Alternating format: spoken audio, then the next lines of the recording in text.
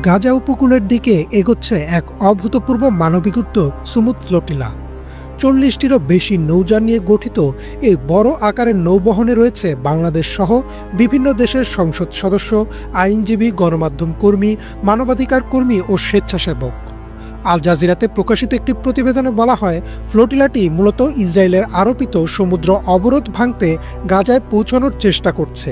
তাদের দাবি, ইসরায়েল আন্তর্জাতিক সামুদ্রিক আইন লঙ্ঘন করে গাজায় মানবিক সহায়তা প্রবেশে বাধা দিচ্ছে। ফ্লোটিলা শব্দের অর্থ হচ্ছে একসঙ্গে চলমান নৌযানের বহর। এর আগেও বিভিন্ন মানবাধিকার সংগঠন গাজায় সহায়তা পৌঁছানোর জন্য ফ্লোটিলা পাঠিয়েছিল, যার মধ্যে ২০১০ সালে মাভি মারমারা ঘটনা আন্তর্জাতিকভাবে ব্যাপক আলোচনার জন্ম দিয়েছিল। এবারের উদ্যোগের নাম দেওয়া হয়েছে সুমুদ ফ্লোটিলা। আরবিতে সুমুদ মানে ধৈর্য ও দৃঢ়তা।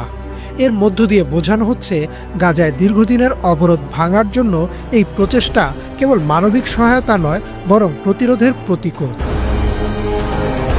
ফ্লোটিলায় বাংলাদেশের পক্ষ থেকে অংশ নিয়েছেন আলোকচিত্র সাংবাদিক শহীদুল আলম। বুকে শহীদ আবু সাঈদের ছবি আর মাথায় নিশ্চিত মৃত্যুর ঝুঁকি নিয়ে তিনি গোটা বাংলাদেশের হয়ে প্রতিনিধিত্ব করছেন ইসরায়েলের আগ্রাসনের বিরুদ্ধে। দ্য গার্ডিয়ানের তথ্যমতে এই ফ্লোটিলায় সুইডিশ পরিবেশ কর্মী গ্রেটা থানবার্গও রয়েছেন। ইতালি ও স্পেন নিজেদের নাগরিকদের সুরক্ষার কথা মাথায় রেখে কিছু নৌযান পাঠালেও তারা ১৫০ নটিক্যাল মাইল দূর থেকে ফিরে আসে। তবে ফ্লোটিলা থামতে রাজি নয়। এতে করে পরিস্থিতি ক্রমশ জটিল হয়ে উঠেছে।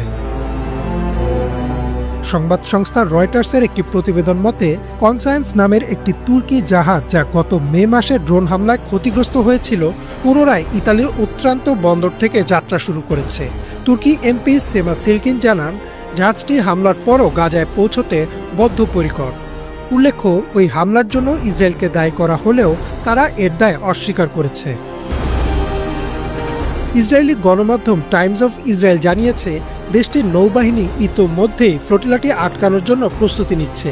তারা দাবি করছে, গাজায় প্রবেশ করা যে কোনো অননুমোদিত জাহাজ হামাসের হাতে চলে যেতে পারে এবং এর মাধ্যমে অস্ত্র পাচারের সুযোগ তৈরি হতে পারে।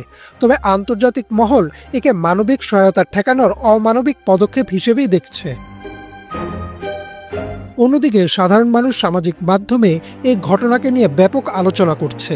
অনেকে বলছেন, যেখানে বিশ্ব শক্তিগুলো ব্যর্থ, সেখানে সাধারণ মানুষ ও মানবাধিকার কর্মীরাই সাহস নিয়ে এগিয়ে এসেছেন। আবার অনেকের ধারণা, ইসরায়েল যদি ফ্লোটিলার উপর আক্রমণ চালায়, তবে তার নতুন করে ২০১০ সালের মাভি মারমারা ঘটনার পুনরাবৃত্তি ঘটাবে এবং ইসরায়েল আরও তীব্র আন্তর্জাতিক আইন ও কূটনৈতিক চাপে পড়বে। দ্য জুইশ ইন্ডিপেন্ডেন্টে প্রকাশিত একটি বিশ্লেষণে বলা হয়, ফ্লোটিলার মধ্যে থাকা বহু কর্মীকে যদি আঘাত করা হয়, তবে তা আন্তর্জাতিক মানবাধিকার আইন লঙ্ঘনের শামিল হবে। ফ্লোটিলার সাফল্য গাজার জনগণের জন্য নতুন আশার আলো হয়ে উঠবে বলে আল জাজিরার একটি বিশ্লেষণে বলা হয়েছে। এতে করে ইসরায়েলের অবরোধ আবারও অমানবিক বলে প্রমাণিত হবে। অন্যদিকে এটি যদি ব্যর্থ হয় বা সহিংস আক্রমণের মুখে পড়ে, তবে আন্তর্জাতিক চাপ আরও বাড়বে এবং ইসরায়েলের কূটনৈতিক অবস্থান নড়বড়ে হয়ে যেতে পারে। এদিকে তুর্কি ও স্প্যানিশ যুদ্ধজাহাজ দূর থেকে সহায়তা দিচ্ছে বলেও জানা গেছে।